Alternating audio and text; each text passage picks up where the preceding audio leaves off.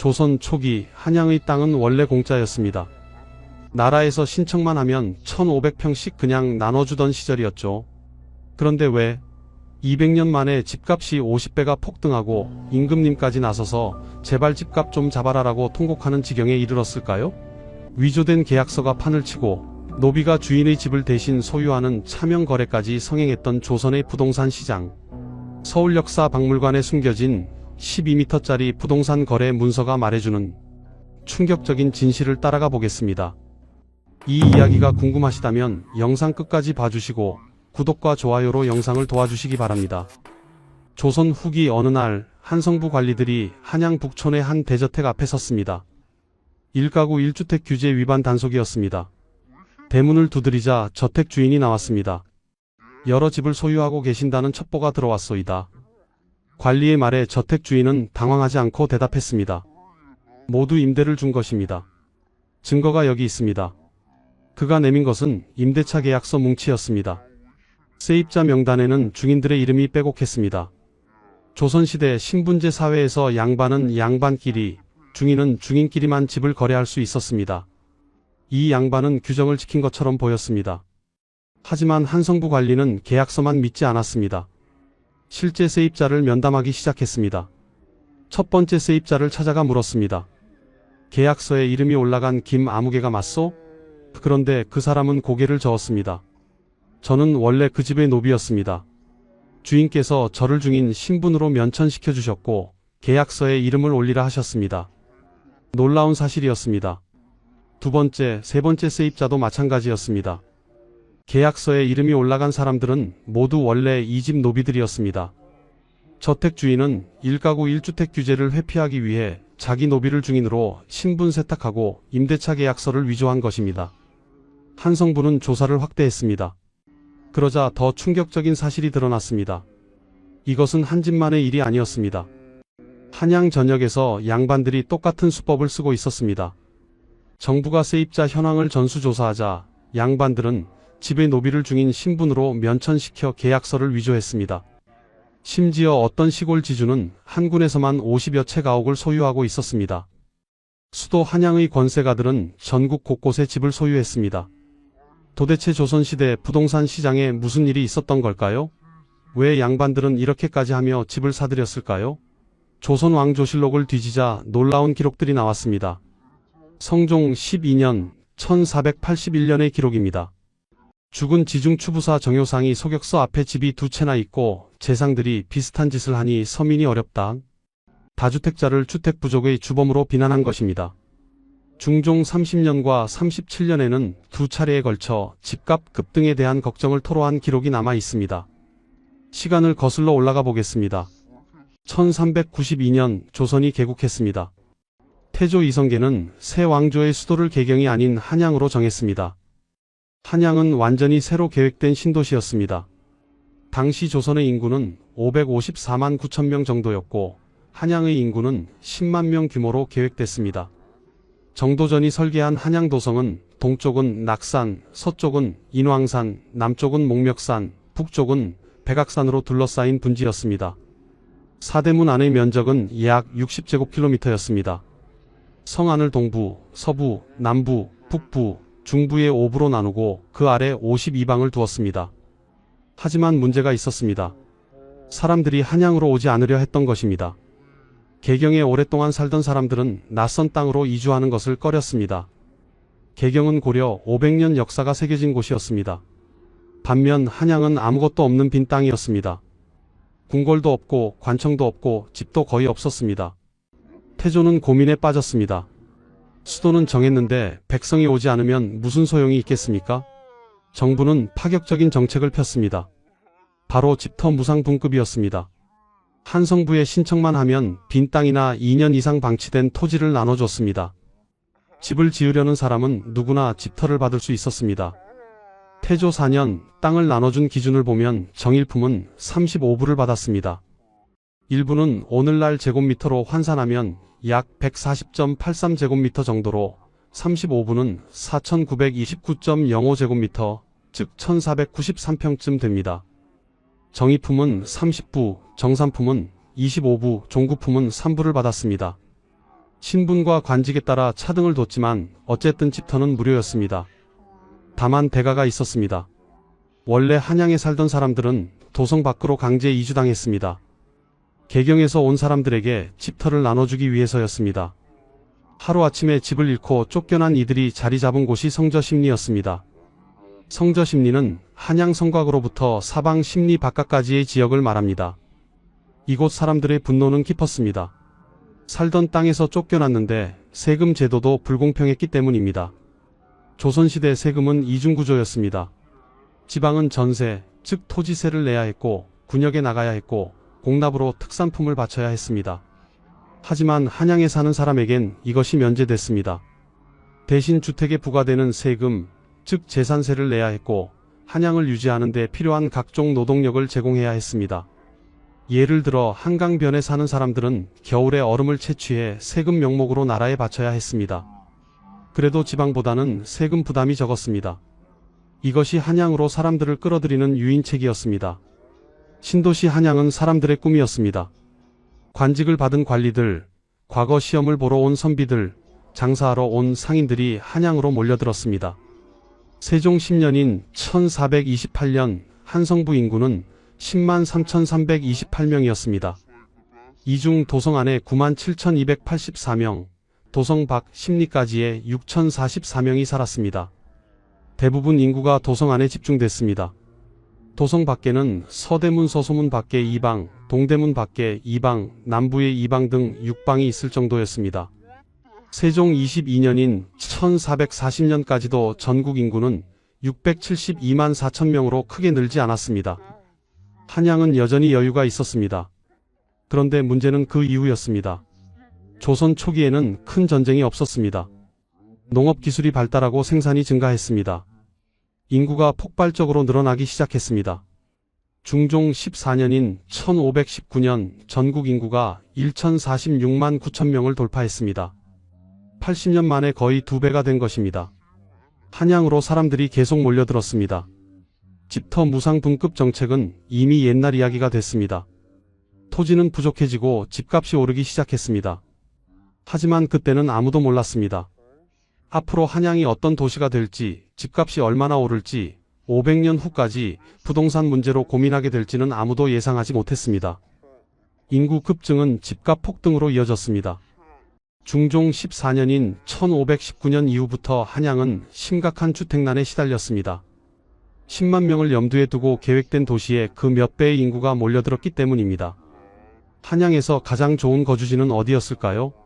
바로 인사동, 청진동, 공평동이었습니다. 이 세 곳은 사대문 안중심지에 있었고 양반 대가들이 모여 사는 곳이었습니다.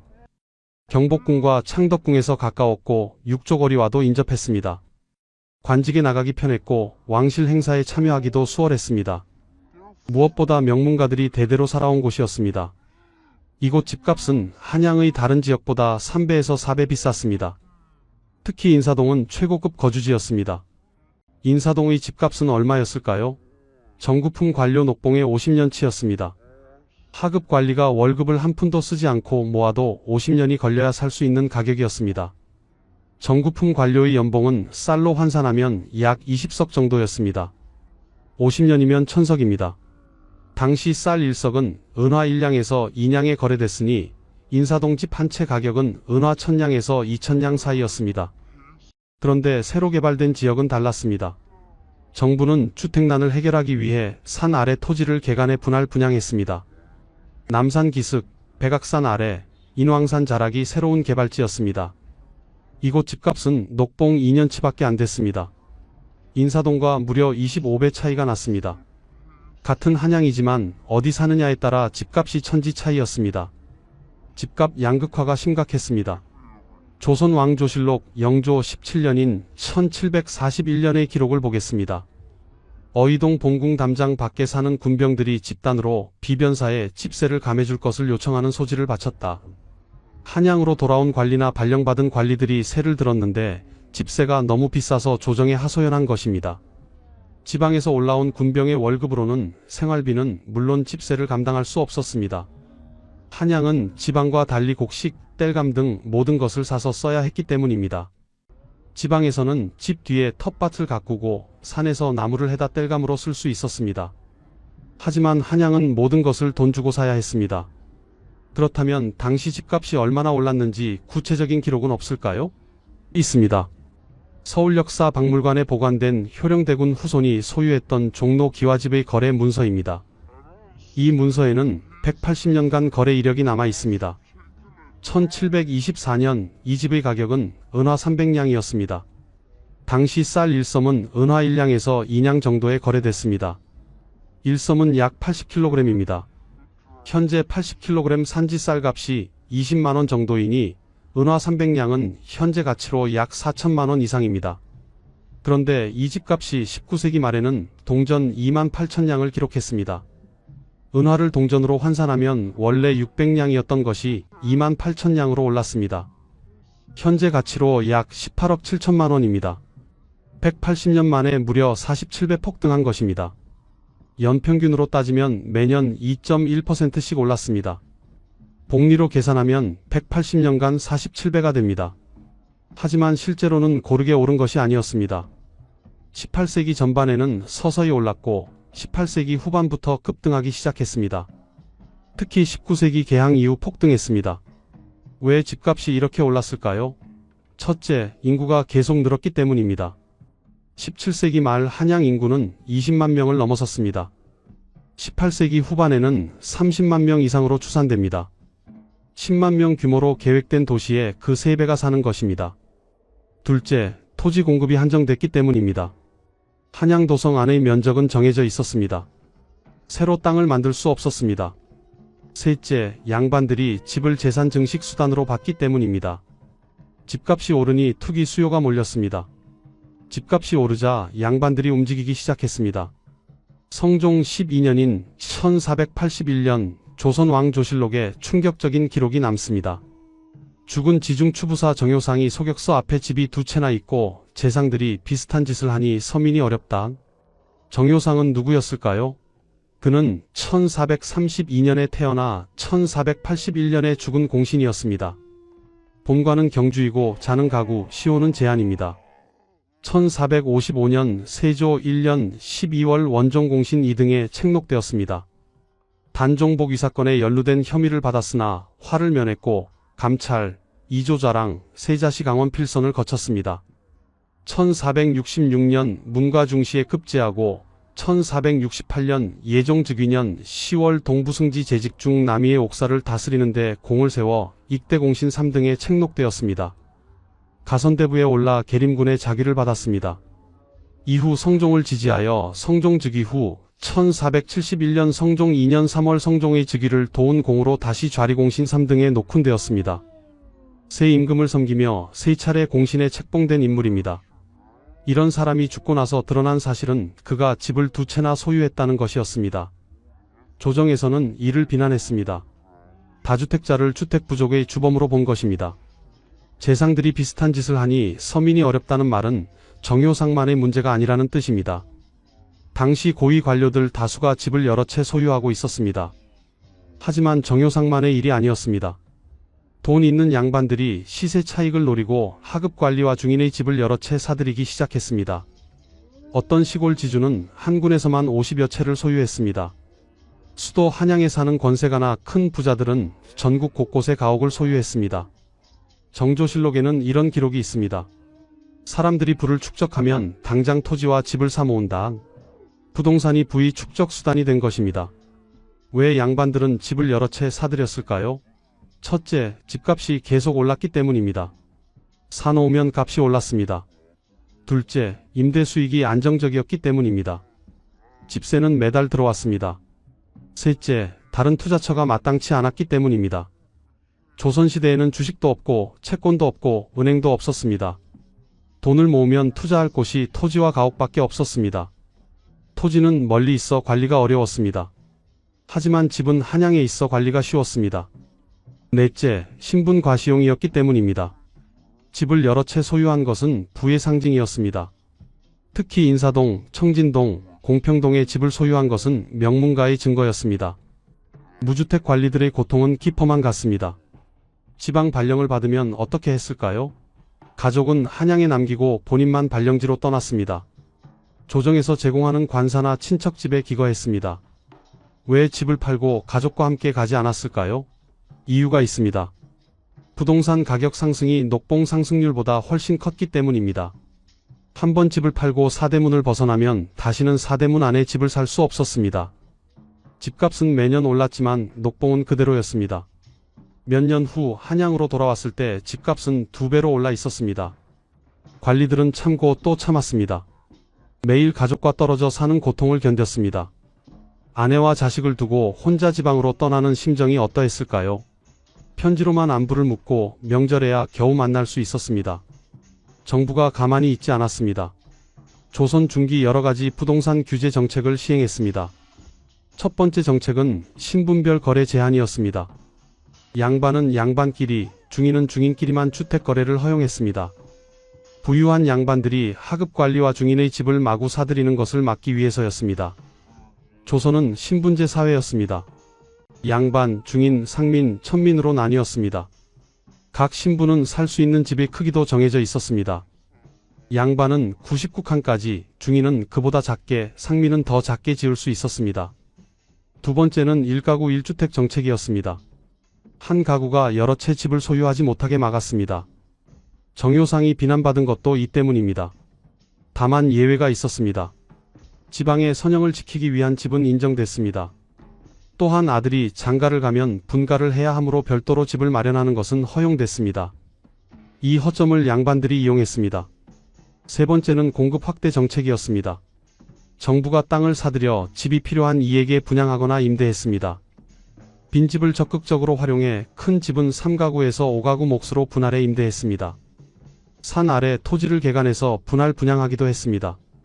영조 27년인 1751년 한양의 행정구역이 개편됐습니다. 원래 5부 52방이었는데 5부 43방이 됐습니다.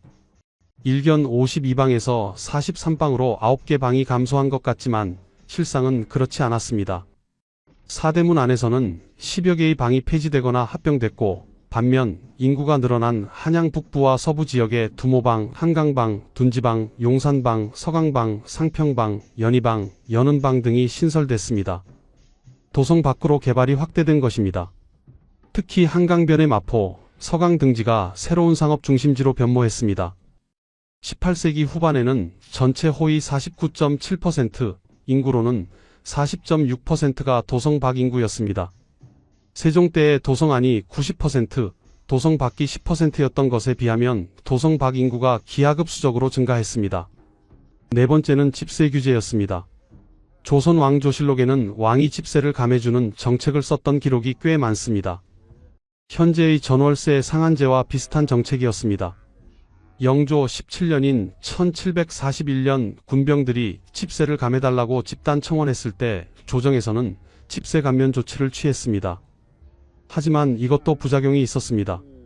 집주인들이 임대를 꺼렸기 때문입니다. 집세가 규제되면 차라리 집을 비워두는 편이 나았습니다. 하지만 양반들은 한 수 위였습니다. 규제를 회피할 방법을 찾아냈습니다. 신분별 거래 제한이 있었습니까? 임대차 계약서를 위조했습니다. 다수 구입한 집을 중인들에게 임대했다는 계약서를 만들었습니다. 정부가 세입자 현황을 전수조사하자 더 대담한 수법을 썼습니다. 자기 집 노비를 중인 신분으로 면천시켜 계약서를 위조한 것입니다. 노비는 주인에게 속한 재산이었지만 그래도 사람이었습니다. 주인이 원하면 신분을 면천시킬 수 있었습니다. 양반들은 이 허점을 이용했습니다. 노비를 불러 말했습니다. 너를 중인 신분으로 면천시켜주겠다. 대신 조건이 있다. 내가 소유한 집의 임대차 계약서에 내 이름을 올려야 한다. 실제로 집세를 내지 않아도 된다. 그저 이름만 빌려주면 된다. 노비 입장에서는 나쁠 것이 없었습니다. 천민 신분에서 중인으로 신분 상승하는 것이니까요. 이렇게 해서 수십, 수백 채의 집이 중인 명의로 위장 임대됐습니다. 영조 때는 더 강력한 규제가 나왔습니다. 영조는 여가탈입 금령을 강력하게 시행했습니다. 여가탈입이란 여염집을 빌려 들어가는 것을 말합니다. 양반이 서민의 집을 강제로 빼앗아 들어가는 현상이 나타나자 이를 금지한 것입니다. 하지만 이 정책도 부작용이 있었습니다. 지방에서 올라온 양반 관직자들이 거주할 곳이 없어 산 밑에 막사를 짓고 생활하거나 도성 밖 강변에서 초가를 얻어 사는 경우가 생겼습니다. 영조는 단신으로 상경한 지방 관직자 등에 대해서는 여가탈입 금령의 예외로 인정했습니다. 규제와 완화가 반복됐습니다. 집값 양극화는 이상한 현상을 만들어냈습니다. 집 위치로 출신을 가늠하는 경향이 나타난 것입니다. 인사동, 청진동, 공평동 이 세 곳에 사는 사람은 명문가로 인정받았습니다. 이곳은 북촌이라고 불렸습니다. 경복궁 동쪽, 창덕궁 서쪽에 해당하는 지역입니다. 대대로 명문 양반가가 모여 살았습니다. 집도 크고 화려했습니다. 기와집에 대문간채, 사랑채, 안채, 별채가 있었습니다. 정원에는 연못과 정자가 있었습니다. 담장은 높고 견고했습니다. 이곳에 사는 것만으로도 신분 증명이 됐습니다. 저 사람 인사동 산다더라는 말은 저 사람 명문가 출신이다와 같은 뜻이었습니다. 혼담이 오갈 때도 집 위치가 중요했습니다. 우리 아이 인사동에 삽니다라고 하면 상대방이 고개를 끄덕였습니다. 반면 남산 근처에 삽니다라고 하면 상대방의 표정이 굳었습니다. 반면 산 아래 새로 개간한 곳이나 남산 근처에 사는 사람은 달랐습니다. 남산골 선비라는 말이 비아냥의 대명사가 됐습니다. 아무리 양반이어도 남산 근처에 살면 천대를 받았습니다. 새로 개발된 지역에 사는 사람을 깔보는 풍조가 생긴 것입니다. 남산골에서 글 읽는다고 과거에 급제하겠냐는 식의 조롱이 있었습니다. 실제로는 집 위치와 과거 급제가 무슨 상관이 있겠습니까? 하지만 사람들의 인식은 달랐습니다. 인사동의 집값은 정구풍 관료 녹봉의 50년치였지만 새로 개발 지역 집값은 녹봉 2년치밖에 안 됐습니다. 무려 25배 차이였습니다. 하지만 사람들이 중요하게 본 것은 가격만이 아니었습니다. 어디 사느냐가 그 사람의 신분과 지위를 나타냈습니다. 집은 단순한 주거지가 아니라 신분 표시가 된 것입니다. 이것은 현대의 강남 불패 신화와 비슷합니다. 강남에 사는 것만으로도 어느 정도 경제력을 인정받습니다. 정부의 대규모 공급 정책도 이 문제를 해결하지 못했습니다. 오히려 도성 인근 집값의 양극화가 더 심해졌습니다. 최고의 거주지인 인사동과 새로 개발된 지역의 격차는 더 벌어졌습니다. 사람들은 아무리 비싸도 인사동, 청진동, 공평동에 살려고 했습니다. 신분과 체면 때문이었습니다. 남산골에 사는 것보다 인사동에 셋방살이 하는 것이 낫다는 인식이 있었습니다. 그렇다면 누가 가장 큰 이익을 봤을까요? 일찍 인사동, 청진동, 공평동에 집을 산 양반들이었습니다. 이들은 집값이 오를수록 부자가 됐습니다. 반면 무주택자들은 영원히 집을 살 수 없게 됐습니다. 녹봉으로는 집값 상승 속도를 따라갈 수 없었기 때문입니다. 정구품 관리가 50년 동안 한 푼도 쓰지 않고 모아야 인사동에 집을 살 수 있다는 것은 사실상 불가능하다는 뜻입니다. 먹고 살아야 하고 옷도 사 입어야 하고 자식도 교육시켜야 했습니다. 녹봉의 절반이라도 저축할 수 있다면 다행이었습니다. 그렇다면 100년이 걸립니다. 100년을 산 사람이 어디 있겠습니까? 서울역사박물관에 놀라운 문서가 보관되어 있습니다. 효령대군 후손이 소유했던 종로 기와집의 180년 거래 이력입니다. 부동산 매매 문서는 소유주가 보관했다가 매도할 때 새로운 계약서에 이어붙여 매수인에게 양도했습니다. 이 문서들은 매물의 거래 내역을 확인할 수 있는 이력서이자 당시 사람들의 경제활동 기록이 고스란히 담긴 역사 자료입니다. 효령대군은 태종의 둘째 아들로 세종대왕의 형입니다. 그의 후손들은 왕족으로서 한양에서 상당한 재산을 소유했습니다. 1724년 이 집 가격은 은화 300냥이었습니다. 동전으로 환산하면 약 600냥 수준입니다. 18세기 전반 쌀 1섬은 은화 1냥에서 2냥 정도에 거래됐습니다. 당시 1섬은 약 80kg 무게로 추산되며 현재 80kg 산지 쌀값은 20만원 정도입니다. 그러므로 은화 300냥은 현재 4천만원 이상의 가치로 볼 수 있습니다. 19세기 중반까지는 서서히 상승했습니다. 1800년경에는 은화 500냥 정도로 올랐습니다. 76년 만에 1.67배 상승한 것입니다. 연평균 0.7% 상승률입니다. 그런데 개항을 거치면서 집값이 폭등했습니다. 19세기 말 이 집값은 동전 2만 8천냥을 기록했습니다. 현재 가치로 약 18억 7천만 원입니다. 180년 만에 무려 47배 폭등한 것입니다. 왜 개항 이후 집값이 폭등했을까요? 첫째, 한양으로 인구 유입이 급증했기 때문입니다. 개항 이후 외국과의 무역이 활발해지면서 한양은 상업도시로 변모했습니다. 17세기 후반 이후 한양의 인구 증가는 상업 인구의 증가를 의미했습니다. 둘째, 화폐 가치가 변동했기 때문입니다. 개항 이후 은화와 동전의 교환 비율이 달라졌습니다. 셋째, 외국인들이 한양에 거주하기 시작했기 때문입니다. 일본인, 청나라 사람, 서양인들이 한양에 집을 구했습니다. 수요가 늘어난 것입니다. 더 놀라운 기록도 있습니다. 노비가 집을 매도한 사례입니다. 신분을 사비, 즉 개인 소유의 여종으로 기록한 효생이라는 인물이 있었습니다. 이 여성은 지금의 종로 공평동 부근에 기와 5칸, 초가 3칸의 집을 소유하고 있었습니다. 그리고 이 집을 은화 150냥에 매도했습니다. 현재 가치로 약 2천만원 이상입니다. 노비가 경제활동을 했을 뿐 아니라 상당한 재산을 소유했음을 보여주는 대목입니다. 효생은 어떻게 이런 집을 소유할 수 있었을까요? 조선시대 노비에도 여러 종류가 있었습니다. 관노비와 사노비가 있었고 사노비 중에서도 솔거노비와 외거노비가 있었습니다. 솔거노비는 주인 집에서 살면서 일하는 노비입니다. 외거노비는 따로 살면서 주인에게 신공, 즉 일정한 세금만 바치는 노비입니다. 효생은 외거노비였을 것입니다. 외거노비는 독립적으로 경제활동을 할 수 있었습니다. 장사를 하거나 품을 팔거나 땅을 경작해서 돈을 벌 수 있었습니다. 주인에게 1년에 일정한 액수만 바치면 됐습니다. 효생은 열심히 일해서 돈을 모았을 것입니다. 그리고 집을 샀습니다.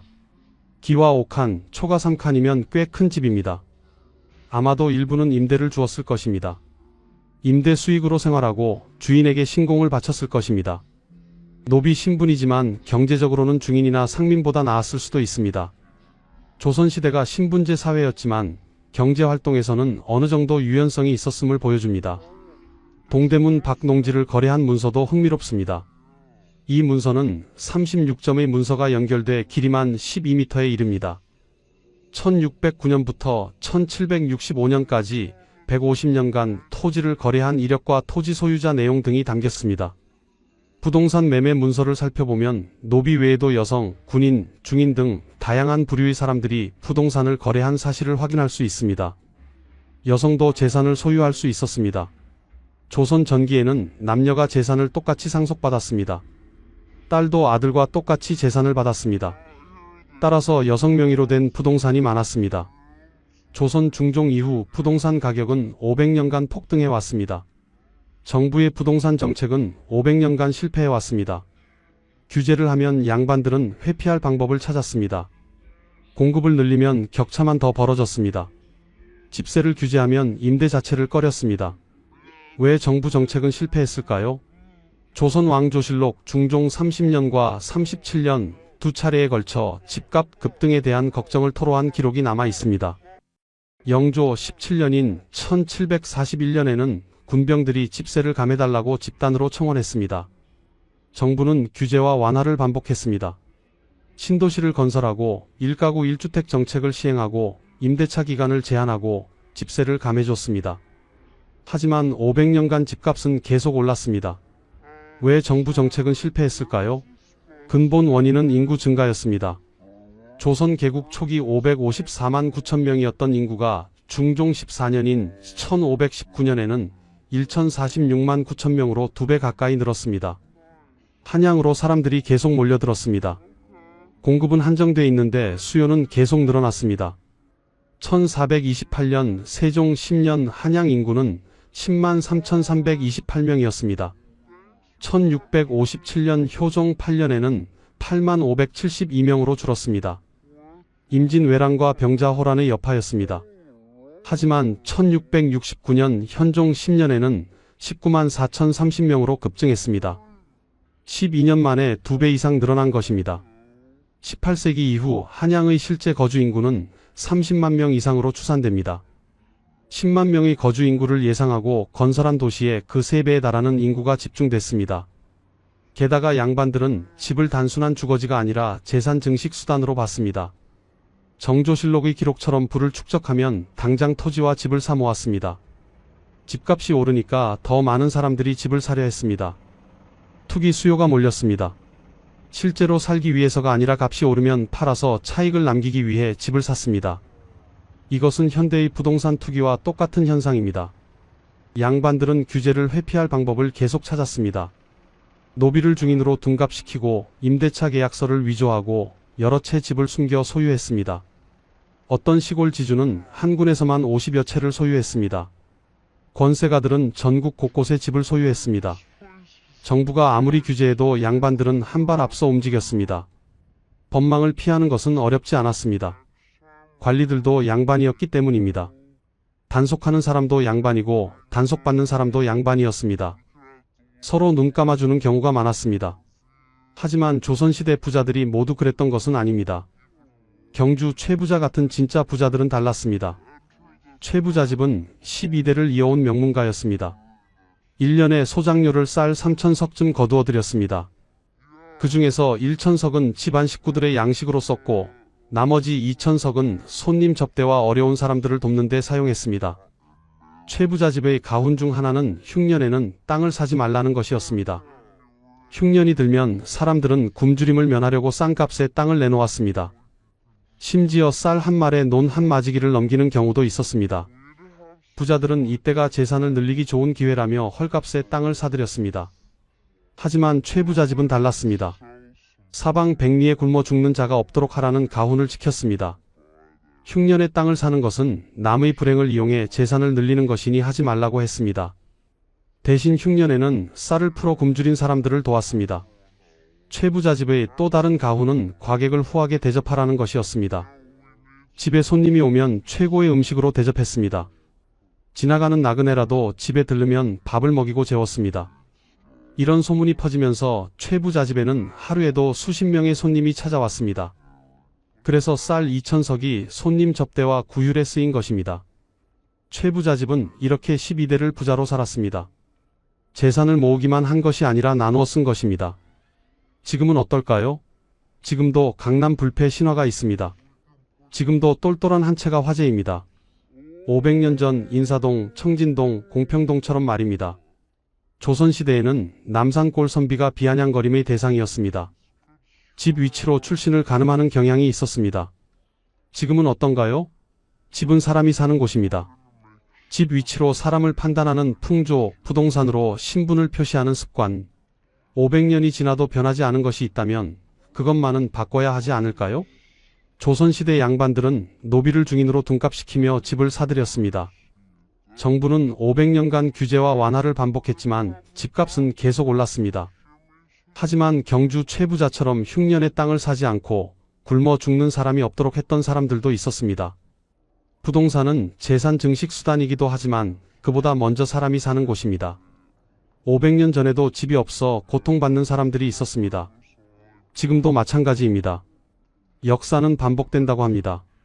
조선시대 부동산 문제를 보면서 우리는 무엇을 배울 수 있을까요? 지금까지 조선시대 부동산 이야기였습니다. 이 영상이 도움이 되셨다면 구독과 좋아요 부탁드립니다. 다음에 또 만나요. 도적이야! 노파의 비명이 밤 공기를 갈랐습니다. 하지만 그 순간 군인 차림을 한 남자가 노파를 뒤쫓으며 외쳤습니다. 도적은 벌써 달아났다! 1562년 1월 황해도 어느 촌가 3년간 조선 오도를 뒤흔든 백정 출신 임꺽정의 마지막 발악이었습니다. 왜 백정은 목숨을 걸고 저항해야 했을까요? 노비조차 그들을 천하게 여겼던 이유는 무엇일까요? 500년 한의 기록 지금 시작합니다. 이 이야기가 궁금하시다면 영상 끝까지 함께 해주시기 바랍니다. 구독과 좋아요는 이 채널을 이어가는 큰 힘이 됩니다. 조선 후기 어느 마을에 비통한 소식이 전해졌습니다. 마을에서 가장 나이 많은 백정이 세상을 떠난 것입니다. 백정들은 슬픔 속에서도 동료의 마지막 길만큼은 품위 있게 보내주고 싶었습니다. 그들은 돈을 모아 관에 가서 꽃상여를 빌려달라고 요청했습니다. 하지만 관의 대답은 단호했습니다. 안 된다. 백정 주제에 상여를 쓰다니. 양인들도 들고 일어났습니다. 백정놈들이 감히 우리와 같은 상여를 쓰겠다고? 절대 안 된다. 백정들은 분했습니다. 그래서 남아도는 돈으로 관의 것보다 더 좋은 꽃상여를 직접 만들었습니다. 화려한 꽃으로 장식된 상여가 완성되자 백정들은 가슴이 뿌듯했습니다. 이제 우리도 사람답게 장례를 치를 수 있겠구나. 하지만 장례식 당일 상상도 못한 일이 벌어졌습니다.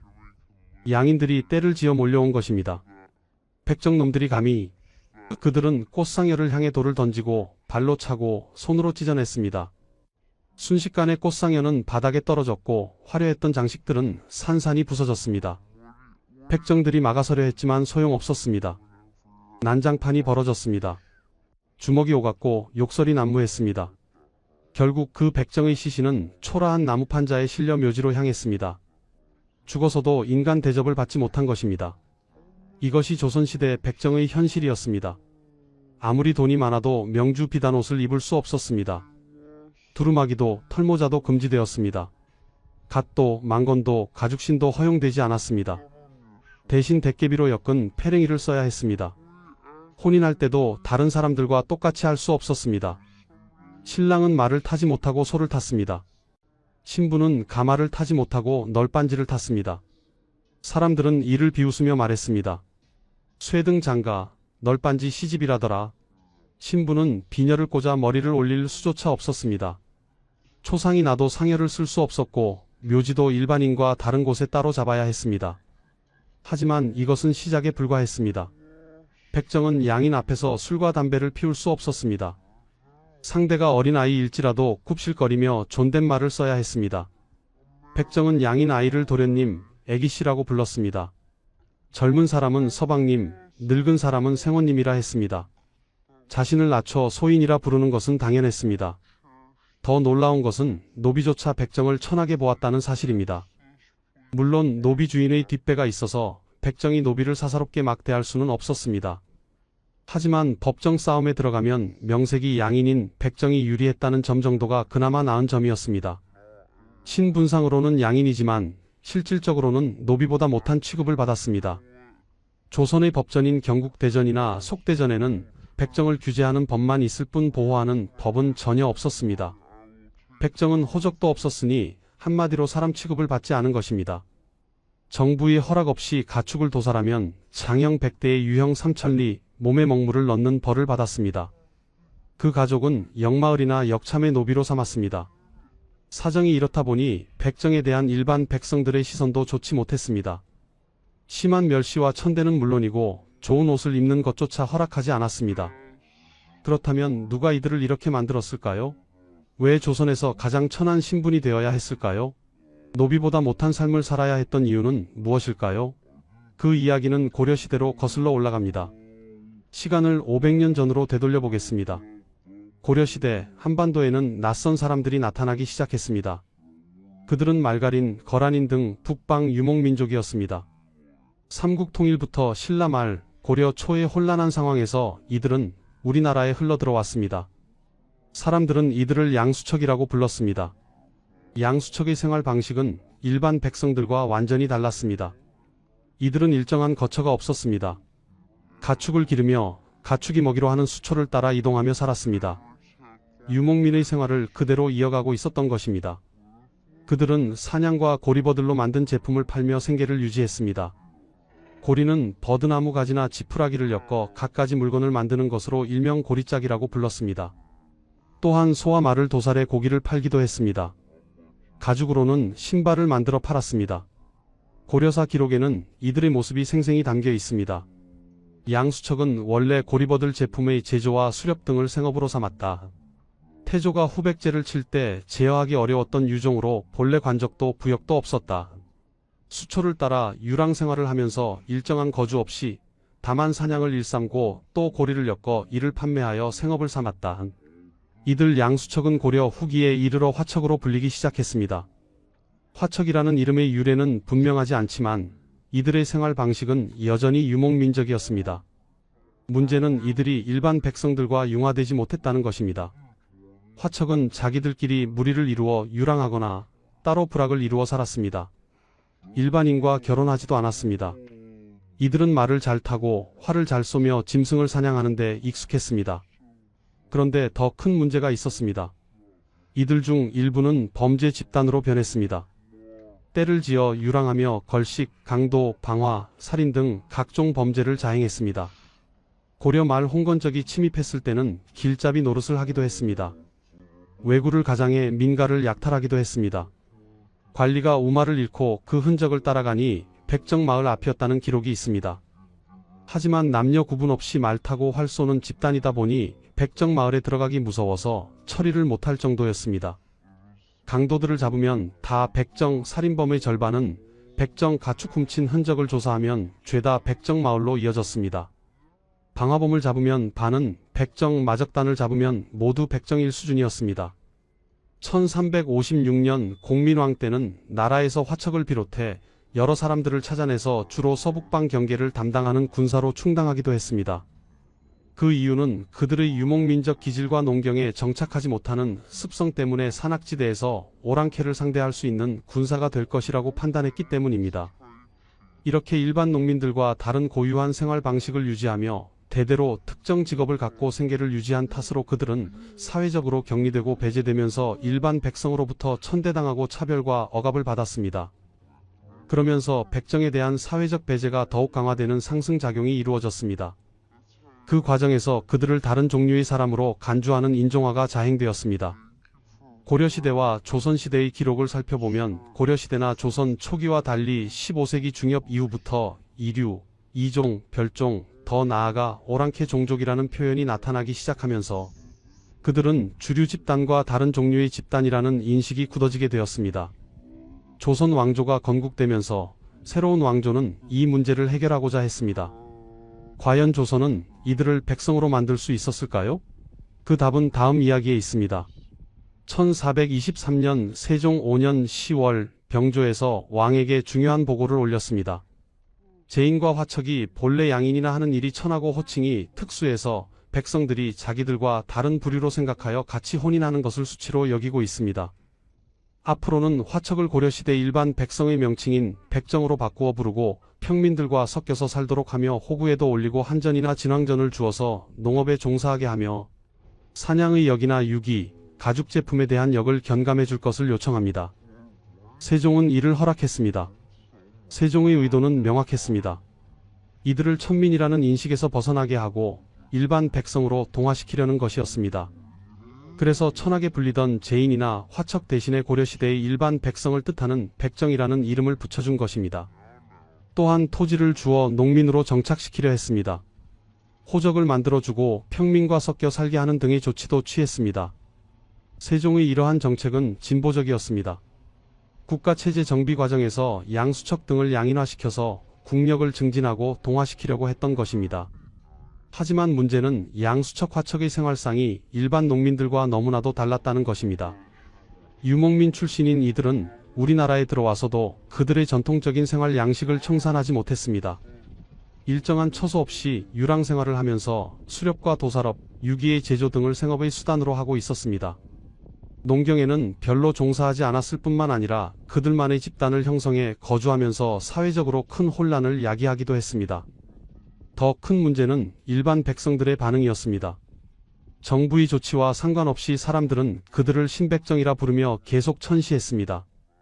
백정들은 자신을 구백정이라고 부르고 화척들은 신백정으로 구분해서 동화되는 걸 꺼렸습니다. 이로 인해 기존의 농민들과 신백정들의 관계는 크게 악화되었습니다. 양반이나 관료들은 노비처럼 멋대로 부리기까지 했습니다. 백정에 대한 법제적인 규제도 다시 강화되었습니다. 경국대전에서는 제인이나 백정을 집단적으로 거주시켜 관리하고 거주지를 마음대로 벗어나지 못하도록 규정했습니다.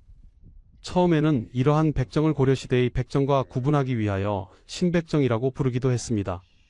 하지만 결국 시간이 흘러 구백정은 백성이라고 칭하게 되고 백정이란 말은 화척들만을 칭하게 되는 단어로 남았습니다. 세조 시절에는 더 충격적인 일이 벌어졌습니다. 왕 앞에서 논쟁을 벌인 안효래와 최호원 사이에서 욕설로 백정의 자손이라는 말이 시전되었습니다. 여기서 시전자는 상민이고 역으로 반박한 이는 양반이었습니다. 전 신분에 걸쳐서 백정이 욕으로 통용되었음을 보여주는 일화입니다. 앞서 세종이 양인화를 시도한 지 얼마 되지도 않은 상황에서 벌어진 일이었습니다. 세조실록에는 이런 기록이 남아 있습니다. 백정을 화척이나 제인 혹은 달단이라 부르는데 그 종류가 하나가 아니다. 본래 우리 민족이 아니다. 이들이 본래 우리 민족이 아니었음을 강조하고 있습니다. 성종실록에는 더 명확하게 나와 있습니다. 우리나라의 제인과 백정은 그 선조가 호종이다. 제인과 백정이 호종, 즉 북방인의 후예임을 밝히고 있는 것입니다. 세종의 선의는 결국 좌절되었습니다. 백정을 일반 양인으로 동화시키려는 정책은 실패로 돌아갔습니다. 이들에 대한 차별은 오히려 더 굳어졌고, 백정이라는 단어는 도살업, 유기제조업에 종사하는 이들을 천민으로 지칭하는 말로 완전히 바뀌었습니다. 이제 백정은 조선 최하층 신분으로 고착되었습니다. 그렇다면 그들의 실제 삶은 어땠을까요? 다음 이야기에서 그 구체적인 모습을 살펴보겠습니다. 조선시대 백정은 신분적으로 천인이었으므로 기본적으로는 국가에 대한 각종의 부담이 없었습니다. 그러므로 일반 평민 중에서도 생활이 곤란해지면 백정으로 변신하는 자의 수가 매년 증가함으로써 백정의 수는 점점 증가하여 갔습니다. 하지만 그렇다고 해서 백정의 삶이 나았던 것은 전혀 아니었습니다. 오히려 그들은 인간 이하의 대우를 받았습니다. 백정은 아무리 돈이 많아도 명주 비단옷을 입을 수 없었습니다. 두루마기와 털모자를 쓰는 것도 금지되었습니다. 갓, 망건, 가죽신도 허용되지 않았습니다. 대신 대깨비로 엮은 가스의 한 종류인 페랭이를 쓰고 다녀야만 했습니다. 백정은 양인들과도 따로 떨어져 살아야 했고 옷차림만으로도 신분이 구별되어야 했기 때문에 창옷이라고 불리던 중치막이나 비단옷은 입지 못했습니다. 동학농민운동 당시 백정들이 많이 가담했는데 이들의 요구 중에는 칠종 천인에 대한 차별 대우를 없애는 것과 함께 백정들이 쓰는 페랭이 또는 평양갓을 벗겨달라는 요구가 있었습니다. 수백 년이 지나도록 페랭이는 백정을 상징하는 굴욕의 표식이었던 것입니다. 혼례와 상례도 다른 사람들과 똑같이 치르지 못했습니다. 혼인할 때 신랑은 말 대신 소를 탔습니다. 신부는 가마 대신 널빤지를 탔습니다. 그래서 사람들은 백정 집안의 결혼을 쇠등장가, 널빤지 시집이라고 불렀습니다. 신부는 비녀를 꽂아 머리를 올릴 수 없었습니다. 초상이 났을 때도 상여를 쓰지 못했고 묘지도 별도로 잡았습니다. 일반인과 같은 구역에 묘를 쓸 수 없었던 것입니다. 이뿐만이 아니었습니다. 백정은 일반 백성들 앞에서 술과 담배가 금지되어 있었습니다. 양인에게 먼저 인사하고 존댓말을 써야 했는데 상대가 어린아이일지라도 굽실거리며 말을 높여야 했습니다. 백정은 양인 아이를 도련님, 애기씨 등의 호칭으로 불렀고 젊은 사람은 서방님, 늙은 사람은 생원님이라 했습니다. 자신을 소인이라 낮춰 부르는 것은 당연했습니다. 당연히 천민 취급이므로 평민의 아이들에게조차 존대를 해야 하고 서당은 당연히 못 갔습니다. 신부는 양인이지만 실질적으로는 천민인 신량역천이라는 점에서는 고려시대와 하등의 차이가 없었습니다. 대표적인 천민인 노비조차 백정을 천하게 보았습니다. 물론 노비 주인의 뒷배가 있어서 백정이 노비를 사사롭게 막 대할 수는 없었지만 법정 싸움에 들어가면 명색이 양인인 백정이 유리했다는 점 정도가 그나마 나은 점이었습니다. 조선의 법전인 경국대전이나 속대전에는 백정을 규제하는 법만 있을 뿐 보호하는 법은 전혀 없었습니다. 백정은 호적도 없었으니 한마디로 사람 취급하지 않은 것입니다. 정부의 허락 없이 가축을 도살하면 장형 100대, 유형 3000리, 몸에 먹물을 넣는 벌을 내렸고 그 가족은 역마을이나 역참의 노비로 삼았습니다. 사정이 이렇다 보니 백정에 대한 일반 백성들의 시선도 좋지 못했습니다. 심한 멸시와 천대는 물론이고 좋은 옷을 입는 것조차 허락하지 않았습니다. 조선 후기 하층민과 머슴들의 조합인 농청에서 백정들을 특히 많이 괴롭혔습니다. 이들이 열었던 노동위안회라는 잔치에서 벌어진 백정각시놀이는 가관이었습니다. 농청꾼들이 푹과 꽹과리를 치며 지켜보는 가운데 백정 부녀자를 끌어다가 치마를 벗기고 소처럼 끌고 다니거나 말처럼 기계한 다음 등에 올라타서 모욕을 주는 시기였습니다.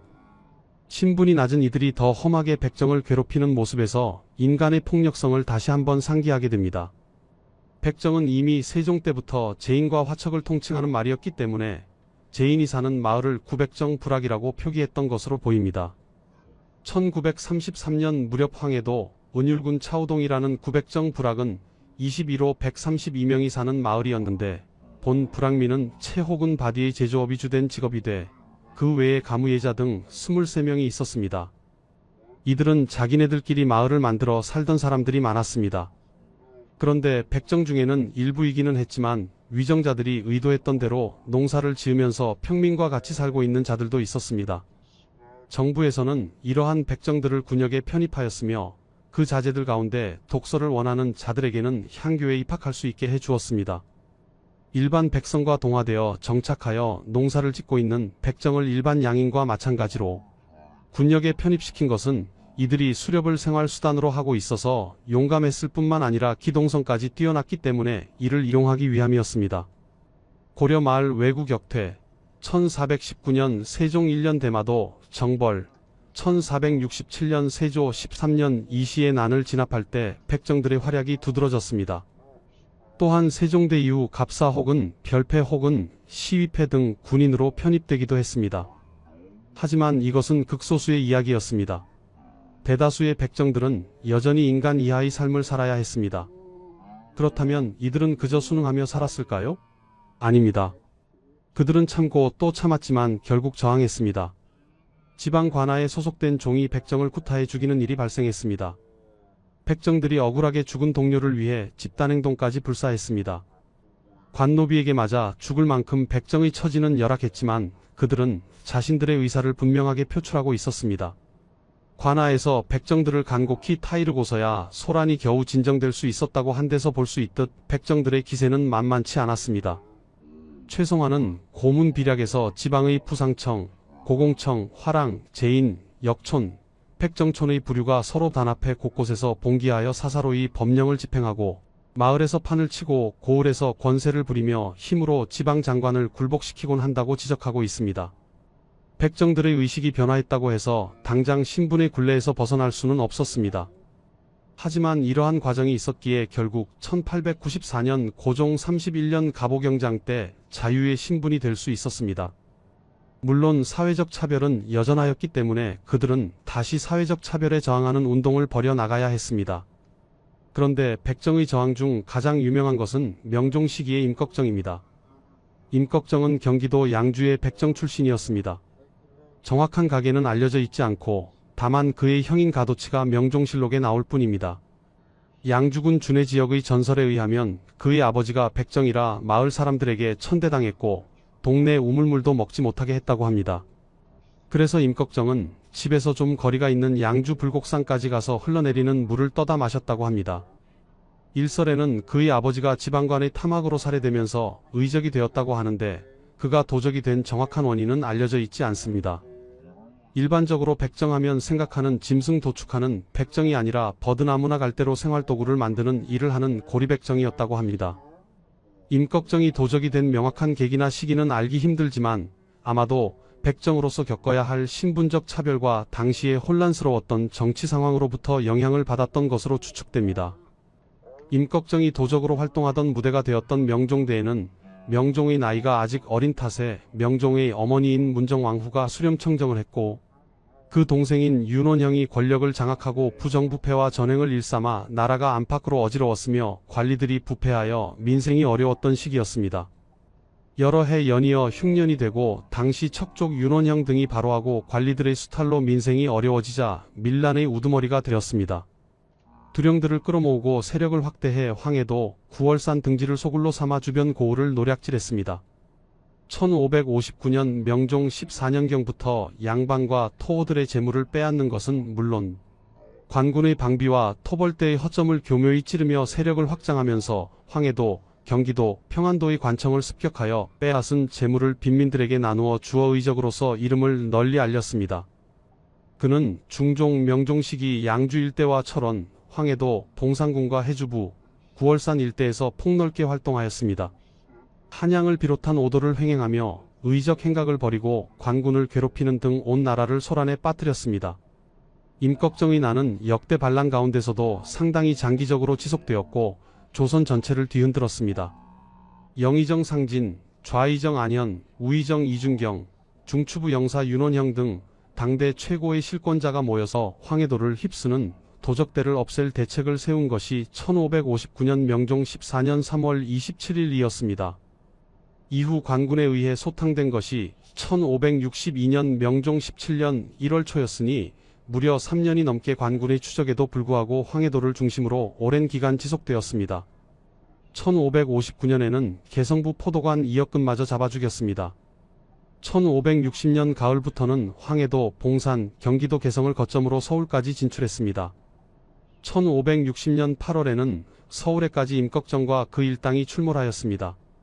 장통방 종로구 종로이가 부근에서 그들을 잡으려 하자 활을 쏘아 부장을 마치고 달아났습니다. 이때 임꺽정의 아내와 졸개 몇 사람을 잡았습니다. 그리고 임꺽정의 아내를 형조 소속의 종으로 삼게 하였습니다.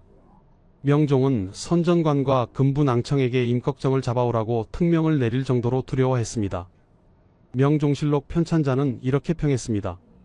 도적이 성행하는 것은 수령이 가렴주구 탓이며 수령이 가렴주구는 재상이 청렴하지 못한 탓이다. 오늘날 재상들의 탐호한 풍습이 한이 없기 때문에 수령들은 백성의 고열을 짜내어 권력자들을 섬겨야 하므로 돼지와 닭을 마구 잡는 등 못하는 짓이 없다. 백정 임꺽정의 저항은 단순한 범죄가 아니었습니다. 그것은 억압받는 자들의 외침이었습니다. 1894년 고종 31년 갑오경장이 단행되었습니다. 신분제도가 법적으로 폐지되었습니다.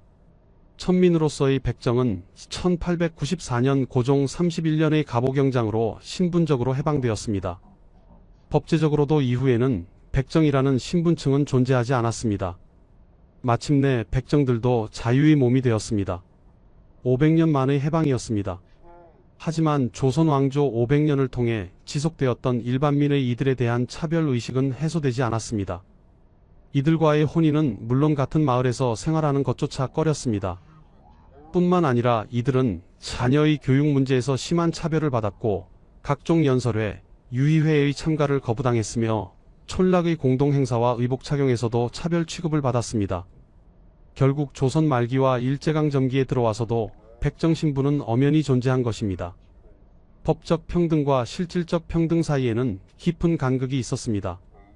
일제강점기 백정들은 일제의 차별 정책으로 말미암아 다시 고통과 시련을 겪습니다.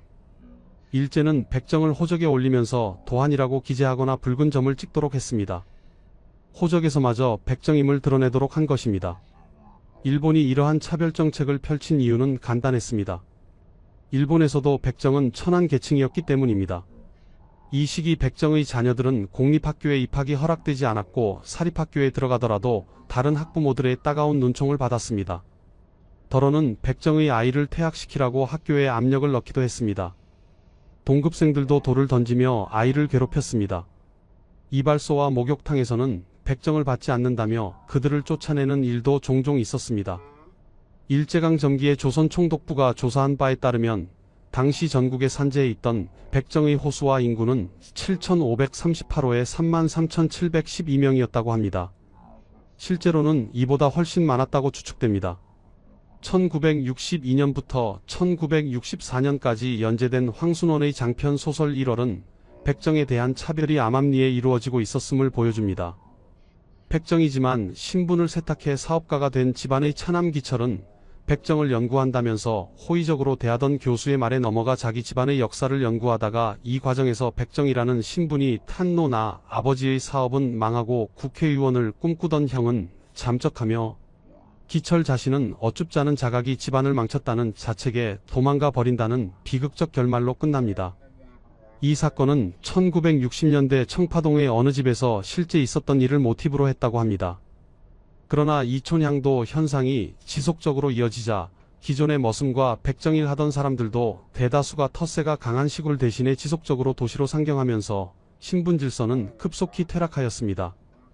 백정층에 의한 형평운동은 1923년 4월 25일에 경상남도 진주에서 백정 자산가였던 이학찬이 자제에 대한 교육차별 사건을 계기로 양반 출신인 강상호, 신현수, 천석구 및 백정 출신인 장지필의 도움을 얻어 형평사라는 사회단체를 조직하면서 시작하였습니다. 차별과 천대가 계속되자 참다 못한 백정들이 제 목소리를 내기 시작한 것입니다. 언제쯤 진정한 평등이 올 것인가? 그 답은 백정들 스스로 찾아야 했습니다. 그리고 그들은 마침내 일어섰습니다. 1923년 4월 25일 경상남도 진주 대안동. 이날은 조선 백정들의 역사에서 결코 잊을 수 없는 날이 되었습니다. 부유한 백정 이학찬은 아들을 공립학교에 여러 번 입학시키려 하였으나 끝내 거절당했습니다. 사립학교에서도 거절당했습니다. 야학교에서조차 거절당했습니다. 아들을 학교에 보낼 수 없었던 이학찬은 당시 양반 출신 성각자 강상호와 조선일보 지국장을 하던 신현수를 찾아가 울분을 토했습니다. 이를 계기로 그동안 멸시와 차별 대우에 시달리던 백정들과 그들의 처지에 공감한 일부 양반 70여 명이 모여 1923년 4월 25일 조선 형평사를 조직하여 형평운동을 시작했습니다. 형평사 창립총회가 열렸습니다. 회원 80여 명과 더불어 창립총회를 열어 형평사를 설립했습니다. 임시의장 강상호의 사회 아래 형평사 취지서와 사칙이 채택되었습니다. 이어 여권선거로 들어가 위원 중앙집행위원회 강상호, 신현수, 천석구, 장지필, 이학찬, 간사의 하금석, 박호득, 이사의 하윤조 등 7명, 재무의 정찬조, 서기의 장지문이 각각 뽑혔습니다. 형평이란 수평으로 된 저울을 의미합니다. 그들은 저울처럼 평등한 사회를 꿈꾸며 백정신분 해방운동으로서의 형평운동을 전개했습니다. 형평운동의 창립 목적은 공평은 사회의 근본이고 사랑은 인간의 본성이다. 그러므로 우리는 계급을 타파하고 모욕적인 칭호를 폐지하며 교육을 장려하고 우리도 참다운 인간이 되고자 함이 우리의 주지이다라는 취지문에 잘 나타나 있습니다. 사칙에 따르면 진주의 본사를, 각도의 지사를, 군의 분사를 두며 형평사의 목적은 계급 타파, 모욕적 칭호 폐지, 교육권장, 상호의 침묵을 목적으로 한다고 하였습니다. 세칙에는 야학 또는 주학강습소를 증설하고 신문, 잡지의 구독을 권장하고 수시로 강연을 하여 상호 지식을 개발케 한다고 규정하였습니다. 당시 조선일보는 사설에서 이렇게 격려했습니다. 진주제주의 백정동포가 권기해 형평사라는 단체를 조직하고 계급 타파 운동을 시작하려고 한다. 이는 말할 나위도 없이 시대에 적합한 행동으로 생각된다. 운동으로의 철저한 노력을 백정동포에게 바란다. 전국에 있는 백정들의 수는 형평사의 통계에 의하면 약 40만 명이었습니다. 이들은 형평사와 형평운동에 열렬한 지지를 보냈습니다. 형평운동은 금세 전국으로 확산되었습니다. 형평사 창립 후 형평운동은 당시의 진보적인 사회운동단체의 지원을 받아 불과 1년 사이 각도의 형평사 지사, 분사가 설립되었습니다. 창립 1년 만에 전국적으로 지사 12개, 분사 64개가 조직되었습니다. 1926년에는 126개, 1930년에는 196개, 1931년에는 분사가 166개나 되었습니다. 전국적으로 조직화된 운동이 된 것입니다. 하지만 이러한 형평운동의 급격한 발전은 사회적 반향을 가져왔습니다. 1923년 5월 진주에서 우육비 매동맹이 조직되었고 7월 경상남도 삼가에서 8월 김해와 충청북도 제천에서 반형평운동이 일어났습니다. 1923년 5월 13일 형평사 창립 축하식 다음 날에 진주지방의 농민 2,500명이 형평사 본부를 습격하는 사건이 일어났습니다. 1923년 5월 24일 진주지역 24개 동리의 농청 대표자들은 중안동 동사무소에 모여 형평사 반대를 결의했습니다. 이들은 쇠고기를 사 먹지 않기로 했고 시내 전역을 돌며 형평운동 반대의 목소리를 높였습니다. 진주에서 형평사 발기 직후 열린 축하연의 기생도 나가지 않았으며 사회적으로 천대받던 노동자, 빈민까지도 형평운동에 반대하는 입장을 취하였습니다. 또한 여전히 학교에서는 백정의 자제들을 받아들이지 않았습니다. 형평사는 백정만의 신분해방운동에서 나아가 민족해방운동까지 활동과 단체 목적을 확대했습니다. 이로 인해 1928년부터는 형평사 내부의 백정의 신분해방운동에 중점을 두는 온건파와 계급투쟁의 측면을 중시해 다른 사회운동과의 연대를 주장하는 급진파의 출현을 가져왔습니다. 형평사는 본부를 서울로 옮기고 중앙집행위원회를 개편하여 전국적인 백정 지도자들 참여시켰습니다. 이 과정에서 창립 초기의 지도 세력이었던 온건한 입장을 지닌 진주 지도자들의 영향력이 감소하였습니다. 지도 세력의 교체는 형평운동의 방향성에 영향을 주었습니다. 한편 실무를 진행하는 상무위원으로는 직업적 활동가들을 배치하였습니다. 이들은 교육받은 백정들로서 형평사 외부의 지식인들과 협력하여 사회운동과 긴밀한 협조를 하는데 기여하였습니다. 또한 비백정 사회운동가도 상무위원으로 활약하게 하였습니다. 형평운동은 백정들의 신분해방운동인 동시에 일제강점기의 다른 사회운동과의 밀접한 관계 속에 진행된 민족해방운동의 한 부분이었습니다. 그러나 형평운동은 일제의 탄압으로 민족해방운동과 독립운동의 형태로 더 나아가지 못하였습니다. 형평사는 1931년의 해소 논쟁과 1933년의 일명 형평청년 전위 동맹 사건을 겪으면서 그 세력이 급격히 퇴조하였습니다. 이후 형평사는 경제적인 친목이익단체로서 명맥을 유지하다가 1935년 4월에 일제의 식민통치에 영합하는 단체인 대동사로 전락하였습니다. 형평운동은 1935년 4월 24일 제13차 형평사 전국대회에서 이름을 대동사로 변경할 때까지 지속되었습니다. 1935년에는 단체 이름을 대동사로 바꿨고 이후 대동사는 피역회사를 운영하는 등 사회운동의 성격을 점차 잃어갔습니다. 그러다가 일제의 탄압으로 다른 사회운동단체와 같이 해체되고 말았습니다. 일제강점기 조선 형평사는 백정의 신분의 방을 목적으로 1923년 4월 24일에서 1935년 4월 24일까지 13년간 활동한 단체였습니다. 저울처럼 평등한 사회를 지향하는 단체란 뜻을 가진 형평사의 주목적은 조선시대에 가장 차별받던 천민 백정들의 신분 해방이었습니다. 1차적인 목적이 백정이란 특정 집단에 대한 차별 철폐와 인권 존중, 평등 대우를 주창하는 것이지만 궁극적으로 인간의 권리와 존엄성, 평등이라는 보편적인 가치를 일깨우는 활동이었다는 점에서 형평운동은 우리 역사상 평등사회를 이룩하려는 대표적인 인권운동이라고 할 수 있습니다. 그렇다면 백정에 대한 차별은 언제 사라졌을까요? 백정에 대한 차별은 1950년 6월까지 이어졌습니다. 하지만 한국전쟁으로 나라가 완전히 초토화되고 사람들이 수도 없이 죽어나가는 와중에 족보가 소실되거나 백정마을이고 뭐고 다 해체되고 사라졌습니다. 더욱이 사회 분위기가 능력만 있으면 모든 게 용납되는 사회로 바뀌면서 백정이나 노예 출신을 천시하지 않게 됨에 따라 상당 부분 희석되게 됩니다. 외국인 노동자이자 용병단이었던 백정들은 이 시기를 기점으로 한민족에 완전히 동화되어 흔적도 없이 사라졌습니다. 그래서 원래 파란 눈의 서양인을 닮은 외모를 지닌 백정들은 이제 흔적도 없이 찾아볼 수 없게 되고 지금은 다 한국인처럼 생기게 되었습니다. 이촌향도 현상이 지속적으로 이어지자 기존의 머슴과 백정일 하던 사람들도 대다수가 텃세가 강한 시골 대신에 지속적으로 도시로 상경하면서 신분 질서는 급속히 퇴락하였습니다. 2010년대 들어서 EBS 극한 직업편에서 육가공 공장에서 정형사와 발골사들이 실명과 얼굴을 보이며 떳떳하게 그들이 작업을 하는 모습이 방송되는 모습을 보면 그 인식은 상당히 개선된 편입니다. 그러나 여기서 우리가 반드시 기억해야 할 것이 있습니다. 백정을 가장 괴롭힌 주체가 양반이 아니었다는 사실입니다. 조선 후기 하층민과 머슴들의 조합인 농청에서 백정들을 특히 많이 괴롭혔습니다. 신분이 낮은 이들이 더 험하게 백정을 괴롭히는 모습에서 인간의 폭력성을 다시 한번 상기하게 됩니다. 형평사 창립과 활동을 반대하는 일반인들의 반영평 운동이 격렬하게 일어난 것은 백정 집단에 대한 차별 관습이 여전히 남아 있었음을 잘 보여줍니다.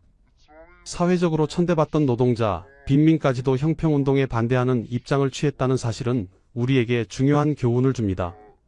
차별은 제도가 아닌 인간의 마음속에 있었던 것입니다. 500년 차별의 역사는 1894년 갑 5개혁으로 법적으로 끝났지만 실질적으로는 1923년부터 1935년까지 12년간의 형평운동을 거쳐 1950년 한국전쟁을 통해 비로소 희석되기 시작했습니다. 법적 평등과 실질적 평등 사이에는 깊은 간극이 있습니다. 억압받는 자들의 연대와 투쟁만이 변화를 만듭니다. 그리고 무엇보다 중요한 것은 차별은 제도가 아닌 인간의 마음속에 있다는 것입니다. 우리는 지금도 누군가를 차별하고 있지는 않은가? 보이지 않는 신분제는 정말 사라진 것일까? 이 질문은 여전히 유효합니다. 지금까지 조선 최하층 신분 백정 500년 한과 투쟁의 이야기였습니다. 구독과 좋아요 부탁드립니다. 다음에 또 만나요.